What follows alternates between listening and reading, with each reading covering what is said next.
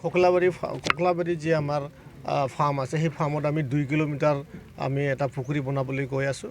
ওদালগুৰিত এখন আছে, সেইখনতো আমি মানে নতুনত্ব নামত তাতে পুখুৰীৰ লগতে এটা টুৰিজম এটা প্লেচ আমি বনাই আছোঁ। সেইটো BTC চৰকাৰৰ পৰা ডাঙৰ এটা প্ৰকল্প লোৱা হৈছে।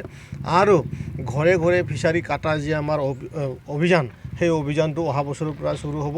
ৰেভিনিউ ভিলেজবিলাকক আমাৰ 10 বিঘা কৰি মাটিৰ মানে আমি এতিয়া পুখুৰী কাটি দিয়া, লগতে মাছ দিয়া, লগতে দানা দিয়া ৰেভিনিউ ভিলেজত, সেইটো আমি কাৰ্যসূচী লোৱা আছে।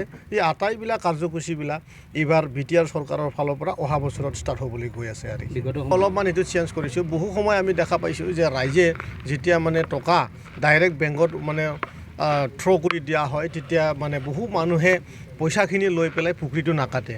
তাৰ কাৰণে আমি এইবাৰ সেইটো কণ্ট্ৰেক্টচুৱেল বেচিছত দিয়া হৈছে, কণ্ট্ৰেক্ট বেচিছত দিয়া হৈছে। গতিকে কণ্ট্ৰেক্টৰে এতিয়া ডাইৰেক্ট মানে মানুহৰ ঘৰত গৈ পেলাই পুখুৰীটো কাটিব আৰু আমাৰ যি অফিচাৰ্ছ আছে, অফিচাৰবিলাকে ভেৰিফাই কৰিব। পুখুৰী হোৱাৰ পিছতহে এখেতসকলক পে'মেণ্ট দিয়া হ'ব।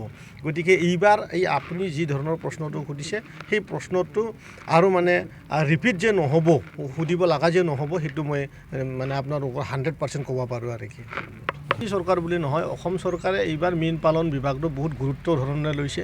ডক্টৰ হেমন্ত বিশ্ব শৰ্মা ছাৰে কৈছে যে আগন্তুক দিনত অসমত মীন পালনটো এটা আৰ্থিক স্বাৱলম্বী কৰাৰ বা নিবনুৱা সমস্যা সমাধান কৰাৰ আমাৰ যুৱ চামক মানে মাছৰ ফালে আকৰ্ষণ কৰাৰ কাৰণে প্ৰত্যেকটাৰ ঘৰতে মাছ পালনৰ এটা ব্যৱস্থা কৰি দিয়াৰ কথা কৈছে। এতিয়া আমি আশাবাদী যে আমাৰ অসম চৰকাৰৰ যি ডক্টৰ হেমন্ত বিশ্ব শৰ্মা ছাৰৰ যি মানে মটিভ, সেই মটিভটো যেন বহুত জলদিয়ে যে আমিও ইয়াতে উপভোগ কৰিবলৈ পাব, BTC বাসীবিলাকো আটাই মানে যিখিনি আঁচনি আমি পাবলৈ সক্ষম হ'ব।